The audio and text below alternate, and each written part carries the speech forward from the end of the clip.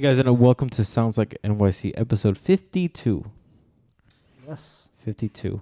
We're here with a musician, IG Liver, Spotifyer, êMIA. êMIA. êMIA. Shit. I was practicing it in my head, and I fucked it up. You're so close. I believe in you. Tell us a little about yourself. I am a singer-songwriter and producer. I moved to Brooklyn about 2 years ago after graduating from college. I went to the University of Miami. I studied music production and songwriting there. And before living in Miami, I moved around a couple times as a kid. So I was born in California, then I lived in Central Florida, and then I lived in Wisconsin, then Pennsylvania. And but I always knew that I wanted to live in New York. Mm-hmm. So here we are. You are a nomad. A little bit. It feels like I kind of don't really have a place where I would say this is my hometown. But Why do you hate your house so much, and why do you have to keep on moving? I do not. I didn't get a say. It wasn't put to a democratic vote in my house. Gotcha. As to why and when we were moving. That's wow. So that's amazing. But so like how was life in Miami, or like in Miami or Florida? Florida. Miami, Florida. Miami, Texas. Miami. Oh. Yeah. So how was life in Miami? I think for me, I was still in the mindset of like, I'm a college student and I was still very iffy about pursuing music. And I was kind of there thinking in the back of my mind that at any point I could just not and like switch my major or like move back to Wisconsin or something like that. And I think for me at that point, I didn't feel like I was an artist. I just felt like I was still learning and meeting new people and making a lot of mistakes in terms of like just judgments on what I should be doing in my career and what a career in music even meant. And so I would say it was interesting. And I think Miami was a interesting place to try to figure that out because as culturally rich as the city is, I wouldn't at the time that I was living there, I wouldn't call it like a music city. There weren't a lot of like small venues for like bands to like perform at. And so I think that I was a little bit late. It wasn't until I moved here that I started feeling more comfortable and like kind of building that sort of identity for myself, especially in terms of live performance. But on the flip side, I think like just being around like musicians in school and like being forced to write all the time, that became like a huge part of I think why like writing is so important to me. And I think I also felt like I turned to like the internet and like kind of posting music on YouTube and SoundCloud as a way for me to get that part of the music education that I was looking for that I wasn't getting when I was studying. Awesome. Yeah. How long have you been a musician for? We were just talking about like how long does it feel like I was serious, but I think technically I started playing the piano when I was 5, but and you know was like singing in choirs like in school or wherever I was allowed to sing, but nothing felt serious until like maybe late middle school, early high school. Like just when those questions start like popping up and relatives start asking. And what are you going to do for the rest of your life? Yeah. 13-year-old girl. It was kind of, how Tell it us is. now. No, I definitely get that because I'm the same. I'm also like a musician and whatnot. And like, I'm the only untalented one. No, don't say that. Oh man, I just remember us in high school with our little music club and stuff like that. But So bad. yeah, I definitely understand what you mean by that. Just like, cause growing up, I wanted to do car design, but I realized I didn't have any talent, and music was like the only other thing that like interested me. And my mom wasn't a fan of that, cause parents are like, you will never make money as a musician. That's not a attainable goal and stuff like that. But like, my mom slowly came around, but it was a long struggle for sure, yeah. I feel you. Yeah. I think, that's how we like up our game, right? Like our parents are just very critical, and then you have to like step up to that. And I like gotta prove them wrong. Was very prove them wrong, or just like those were great questions for them to ask me and for them to kind of push me to think about.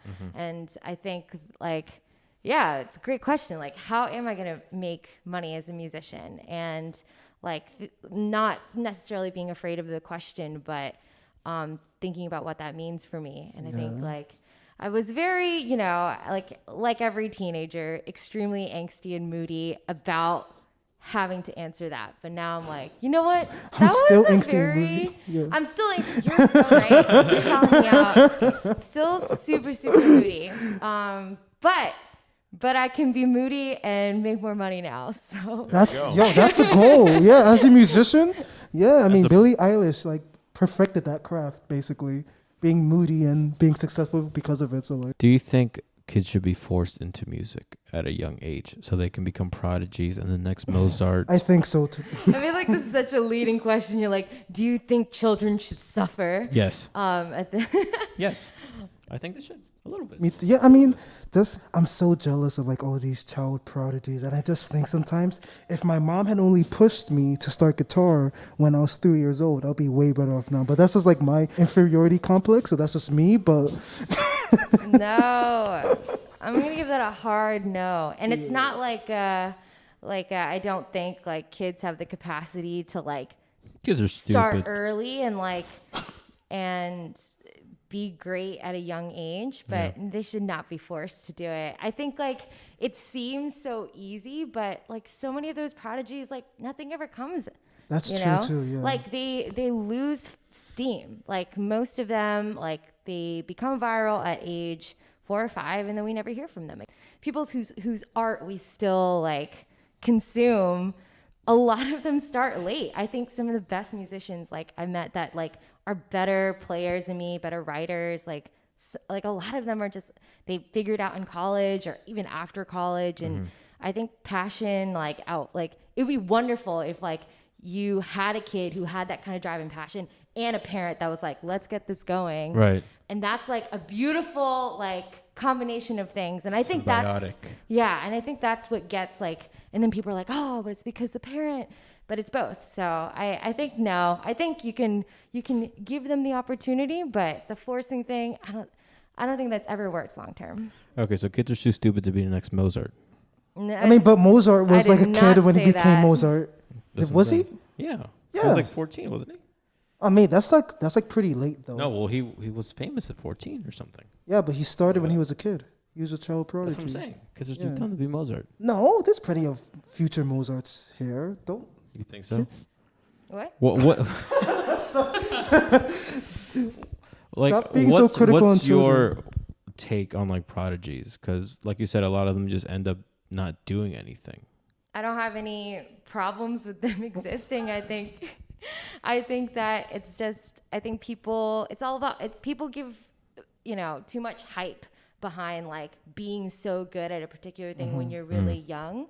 And, when I see it, a lot of it is just like, oh, it's just, technical skill. Like that's been a result of like hours and hours of practice, which is great. Right. But, people click, they watch, and then they leave. And the kid grows up, and that child has to decide like what that kind of success and what those hours mean to them. And the ones that really stay in whatever like form of art they were involved in are the ones that find like whatever it is that they really like to do and like what that means to them. So I don't know. I just think that, prodigies are just, something that people call children who, have put in the hours and put in the time. But it doesn't really mean much, I agree with that. It's just a little label. And I'm not super, I mean, I think it's super cool, but like, I'm not super impressed either way, unless that, person or that child makes something that really touches me and like really brings meaning to my life. And they could, but but that's all I judge it by. And I really don't think for me, it matters as much like who is making that art. So it could be a child, or it could be a middle-aged person, or it could be a teenager. So yeah, that's my take on it. That's a great take, I think. So I mean, I was reading some of your Spotify bio, and it says that you were mostly like influenced by like 2000s pop. Yeah. What's up with that? What do you mean? What's up with that? What is your favorite pop single from between 2000 to 2010? Oh right my now, god! on the spot. Wow, so many. No, one. Only one. Only one can survive. Everything else from 2000 2010 has to be deleted forever. Wow.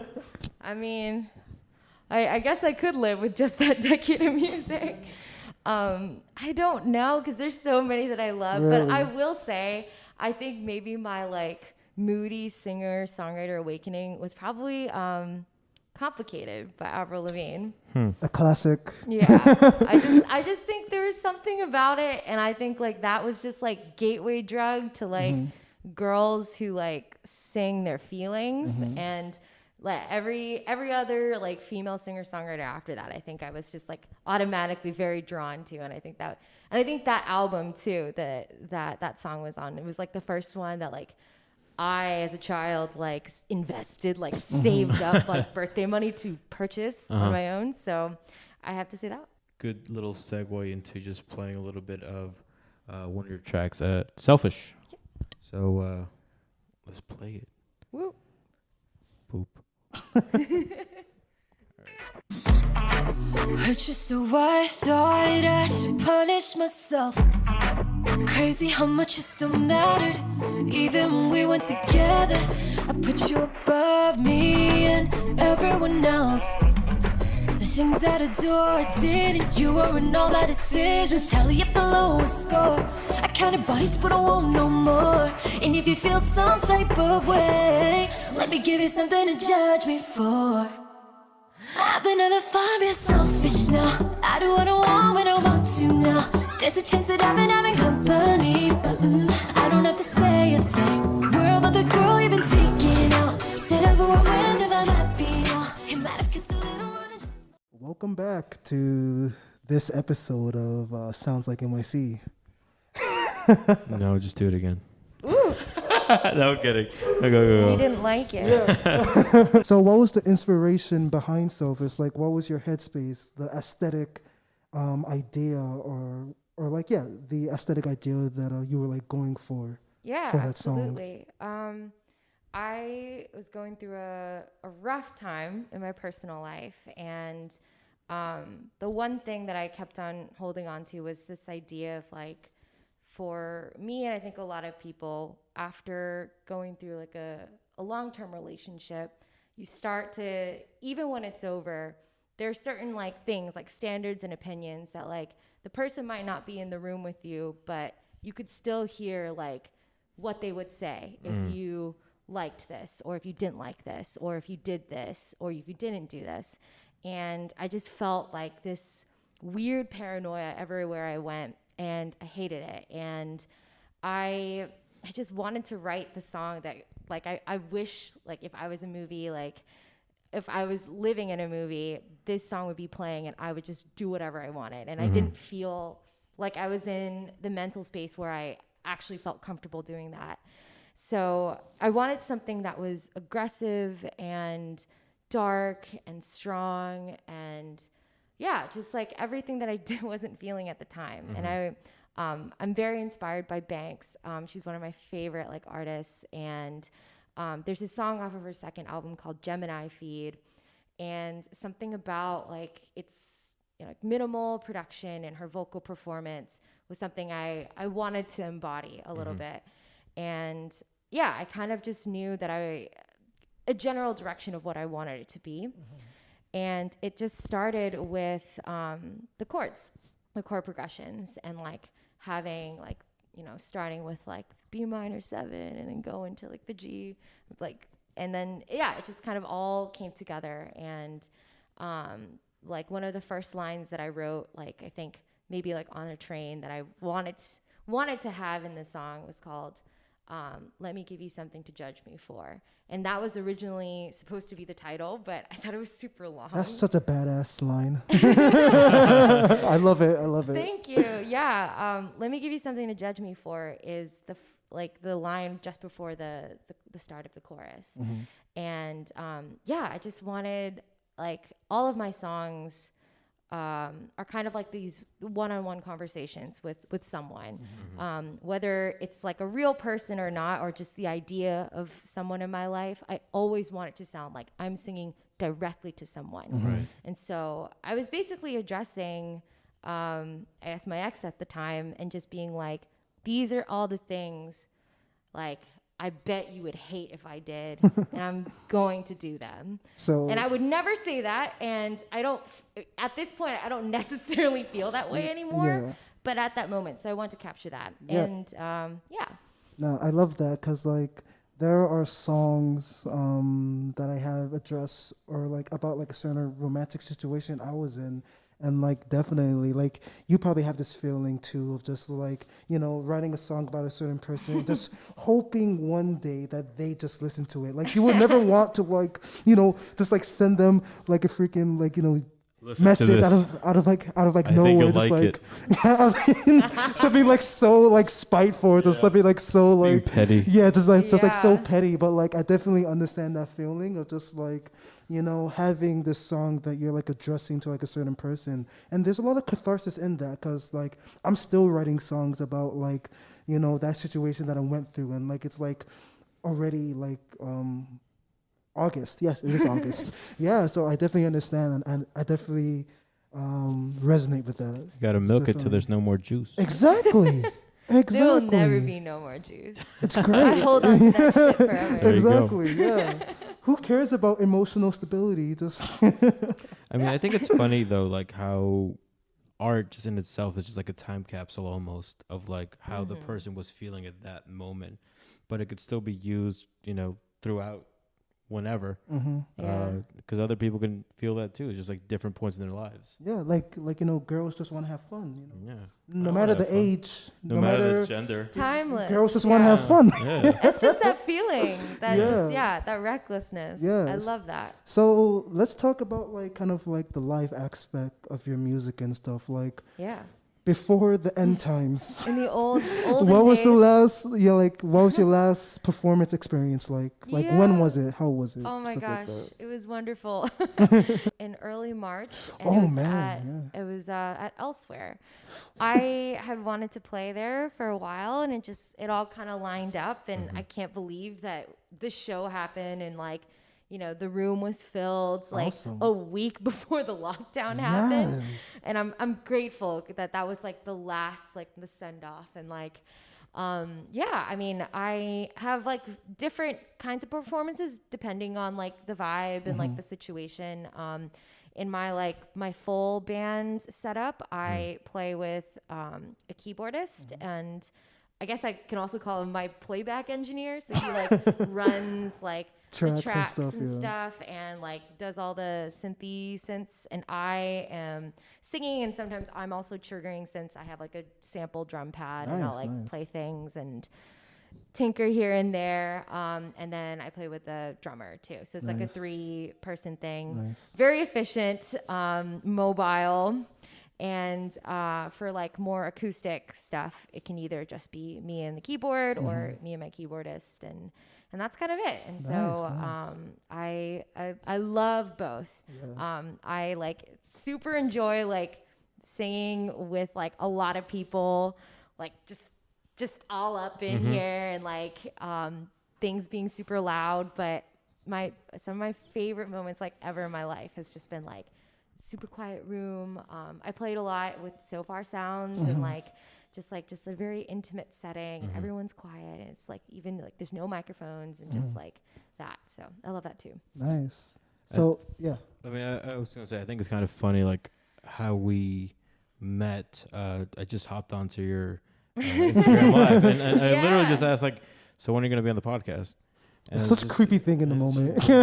Never creepy. I've had creepier questions. There you go. I mean, but like the reason why I bring that up is like you have made, I guess, the most of your time being locked up. I mean, you've been doing it for the last couple of weeks, right? Just doing lives. Like, how has that experience been? I think it's cool. I've always loved like interacting with people over the internet. I think as a result of like moving around a lot, the only thing that seemed very stable was, I'm going to post YouTube videos. Right. And like have these like weird internet friendships with people who like comment on my videos. And Those are the best friendships. They're awesome. And I love that. So I feel like almost like there's like a resurgence of that. We're having like these new like communities pop up on the internet because we're on the internet all the time. Yeah. And so I love it. So I've done like a couple of like live stream like festivals and done a couple of like concerts, partnered with like different organizations and just for myself too. And I think it's great. I think it's also a great way to kind of show people like what I'm working on and how I make things. I love hopping onto like my favorite producers like live streams and just seeing them like make a beat in like 30 minutes or so. And one of my favorite things that I did was I did a songwriting beat making challenge with my friend and collaborator. We have a couple songs out together now, and we just did this thing. You want to plug it? Yeah. It's actually our last release together just turned a year old, and it's one of my favorite songs I've ever written with anyone. It's called Talk. I think it's my most popular song on Spotify too. And basically we were like, all right, let's just do this. He lives in Singapore, so he's exactly 12 hours ahead, and so it was like 10 or 11 a.m. for me, and we just like fired up. I was on IG Live and he was on Twitch. And we were like, all right, everyone, like, so what's happening is for 20 minutes, I'm going to write like a song, like some sort of song, and he's going to make like a beat, some other beat. And then after 20 minutes, we switch. And so I would sing and top line record on whatever beat he made, and he would produce my song. And so we did that back and forth until we had two different songs. And one of them has turned, we worked on it more after the challenge, but it's going to be a single that I'm going to put out on my album.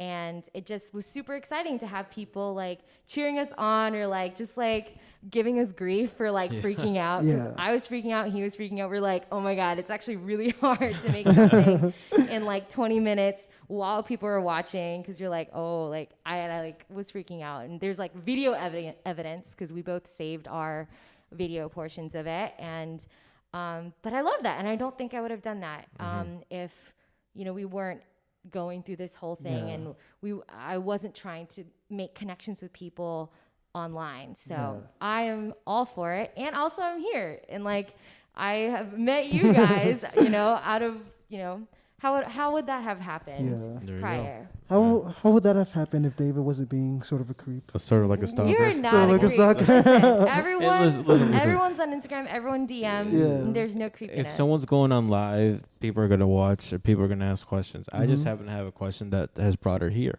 But speaking of your latest album, or like, do you purposefully have like, do you have like a narrative or like a picture that you want to paint with your music, or like, is it just what you're feeling in the moment and you just go by that? Or that's a great question because I think I was just thinking about my project now and how different I felt like it was going to be when I first started it. And I really thought the album was going to be like very dark and very like I'm just going to be like so angry, and this is going to be a really tough side of me. And a very Avril Lavigne side, maybe? I don't know about Avril Lavigne. I mean, maybe a little bit of that, like, cause she's, my moral fiber. Like I totally get that. But I think as like a response to, everything happening in the world, like, I guess I just feel, and just like me as a person, like maturing and moving past a lot of things I was really bitter about, like those things just don't seem like as good, And I think that now I do feel like there's kind of a narrative, and I think like it just, it kind of changes depending on how I'm feeling and what kind of like story I want to tell. And I almost feel like all of my music is this like sort of method acting thing where it's like, it's very accurate and in real time, as much as I like hate to admit it. Like it's like sometimes like the songs are written in a way because I want to feel a certain type of way. And like, after going through several relationship failures, I think there's a part of me that's like, oh, I want my life to feel and sound triumphant. And so something about this like 13 song body of work has to end in this kind of note, like has to like start off like a hero's journey. And I think that's kind of how I felt I get that. about this album. It's called Zero, and like it's about starting at zero when like you felt like you had everything. And I think like asked me 2 months ago and I've been like, yeah, it's zero, and like everything's just bad and dark. I'm still in that phase, to be honest with you. and maybe and part of that is in there. So I just think that like I think it's always just, I do want a story, but it's just, it changes a lot. And I used to be very rigid about like, but it has to come out like before like the summer season. Over. Dude, I have a song right now, and exactly that. Like I'm pushing it off, like because the theme is kind of like end of summer, just like trying to capture the feeling of just how wasted this summer feels and stuff like that. And like the deadline that I have for myself today's, what's today? What date is it? 22nd. Okay, so I literally have 8 days in order to finish it. Hopefully, I do so that I got get a it month. out. No, what do you, a month? Yeah. September is still. Yeah. No. But like, because the theme that I have, like the message that I have, it has to come out on September 1st. So help me God. God. And I put that arbitrary kind of like, limit on myself. So I definitely understand how you feel. So I'm definitely in a phase where like I do put arbitrary deadlines on myself, and I fail most of them. But like this one, I'm really passionate about it. And so help me God, I'm going to release it on the 1st. This isn't my podcast, but like I'm like promoting myself right now. No, this Sorry. is great. I'll just cut it out.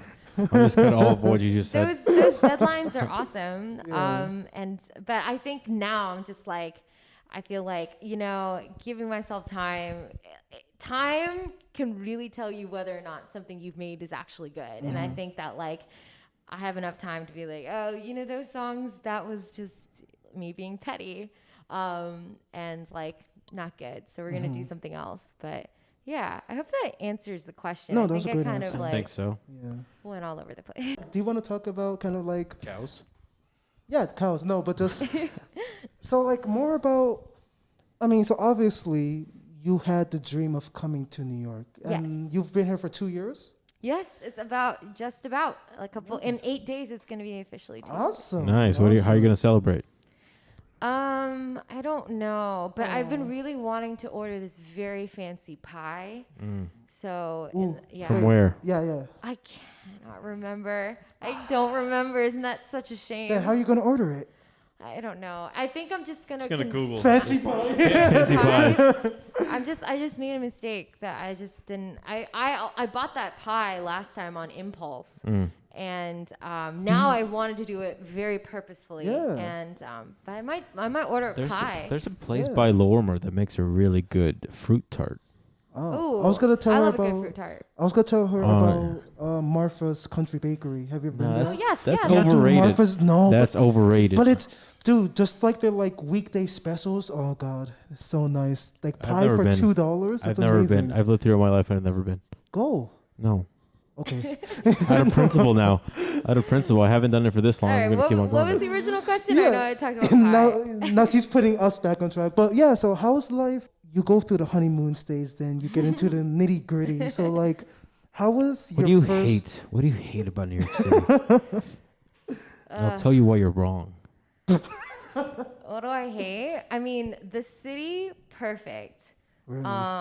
Like the people also wonderful, but the boys Oh, just the messy. boys. Like they're complicated. Okay, maybe she's not wrong then. I thought she was going to say something else, but that seems pretty Like, accurate. Brooklyn boys. Damn, I'm they're offended. I'm a soft Brooklyn and they're boy. sensitive and I am they got a soft lot. and You know. Dude, that's why, Bronx hardens you, man. Yeah, just like start, pull up Tinder and just like locate it in the Bronx, and you should be good to go. The Bronx has the highest rate of HIV in all five boroughs. God. and Brooklyn has the highest case of gonorrhea. I didn't know that, but thanks for the tip. Yeah. Okay, so what he's trying to do, he's trying to make Queens seem better because he's from Queens originally, so he's kind of biased. East New York, Queens border, so a little bit of both. We were doing pretty good until COVID hit, and then we're like number one for COVID. So I guess that. Revenge, sweet There you go. revenge. There you go. Yeah. So like, besides, I guess. But the city itself, though, I love. Like, I really, really, really love it here, and I think like I did go through those phases too, being super wide-eyed and just being like, oh. Well, that first month must have been something else. Well, the first month was actually so bad. Oh, how come? I ordered a bed and it was like 2 months late. So I was like sleeping on the floor, and my roommate has a cat. Don't ever. That's just a New York City experience, I guess. It's just funny. My roommate has a cat, and I have, sort of lived with cats my whole life. Not my whole life, for various moments in my life. But I'm allergic to her cat. And so I developed adult onset asthma. Oh my, dude, It's serious, yeah. Wow. And I was like not breathing. I was coughing all the time. I couldn't like walk fast. And then I went to the doctor and she was like, any changes in your lifestyle recently? Like, you smoke or something? I'm like, no. And she's like, cat? I'm like, I am living with a cat. And she's like, it's the cat's the cat. killing you. Run. And I got the Just test leave the and door all open, let the cat leave. I know. No, I could never do that. But a lot of rough stuff. But I mean, I was super determined to like, and this also wasn't like the first time I was living in New York too. I had spent a summer. I was like interning at like a music PR place before my last year of college. So I think that moment was when I knew I wanted to live here, like officially. But yeah, I think like first couple months I was like going on all these like not these networking dates where I would like DM people like a really creepy person and be like, the grind. I just like my template was just like it's in some more professional way. I really love you. Like, can I buy you some food for your time? Dude, that's I should start doing. I mean, I can't do that now because You're kind of broke. You're kind of broke. That and like COVID too, but like but in the olden times, that's what I would do, and like I was just so enamored by literally every single person that I met, and it was just like, wow, like everyone just hustles, and they do, like they hustle, and they're so talented and they're passionate, and that was my favorite part, like in the first couple months, of just like meeting all those people.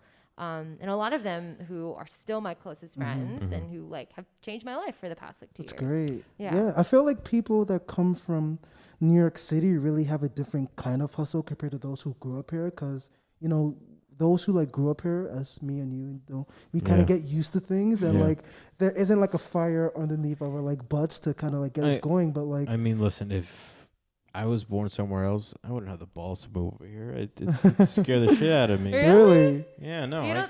But New York has such great PR, like all those movies, all those shows. And they're lies. Most of them, come on, you've lived here for 2 years. We know most of those are lies. Like, I have friends who like. There's a handful of good things. Yeah. But you gotta have to love the city in order to like deal with the rest of the shit. Yeah. Because I have friends who have like watched Gossip Girl, and they're like, oh my god, New York City's so good. I'm like, Gossip Girl has to be the farthest thing from reality that you can get. Gossip like, Girl as a normal was filmed person in like a 10-block radius. Yeah, that's it. It's crazy, but like, but like I definitely appreciate that, just because you have such a wild, different perspective to me. Like, I am ready, to be honest, to leave this city today, to be honest with you. But like, I appreciate people like you who like come and like, you struggle, but you're still grinding, and like your hard work is definitely paying off. So like, kudos to you. You're doing a good job. There's no better city than New York City. And that is that on that. Do you want me to talk about Tokyo? I don't want you to talk about Oh my god. No, well, I mean, listen, there's a reason why a lot of people are always moving in stuff. So, I mean, like I said, I personally wouldn't have. I think there's so much bad that outweighs the good of the city. So you really have to come in here with a plan and be okay with eating just dog shit for the first couple years. Dude, I mean, and be okay with it. Dollar pizza isn't bad. How dare you? 99-cent pizza? I wouldn't call that dog shit. That gives me the shits. Oh. Yeah. Which is a perfect segue into saying, like, so how do you think artists should be marketing themselves? Should. I don't know. I feel like what do you do? I think for me, it's different for each song, I guess. I kind of take it single by single. And so as an indie artist, like, I know, like, for me, it's not necessarily about, like, getting, like, hundreds and thousands of streams, even though that would be amazing. Like, I'm still, at this point, I'm very much, like, a big believer in, like, the 1,000 fan theory, where like you could live off of 1,000 fans, and like, and that is everything. And I think, like, people are always talking about, like, the algorithm, especially like Spotify and YouTube and that kind of stuff, and TikTok. And at least I know, like, for me, like, the holy grail of, like, an indie artist is, like, to be on, like, New Music Friday or, like, a Spotify editorial playlist. And I was fortunate enough to be on them, like, a couple of times, like, independently, without, like, PR label, just me. And, like, I could not tell you how that happened. It's just luck. And my guess, like, from all the things that I read, is that, like, you know, it doesn't really matter if, like, 1,000 people stream your song once. I do believe that, like, the algorithm picks up if, like, 10 people are just, like, really crazy obsessed with your song.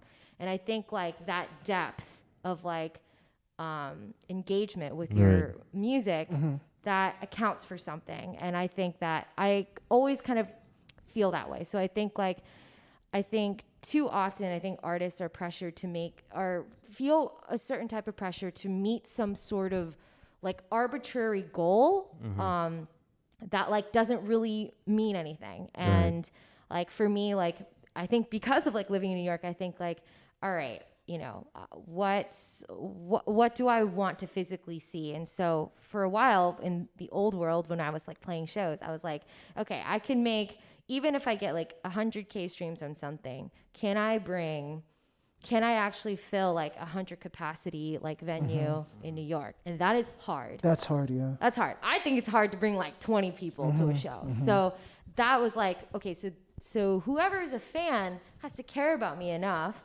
has to really believe in my work. Like, my work has to, like, reach a certain quality or touch them in some way.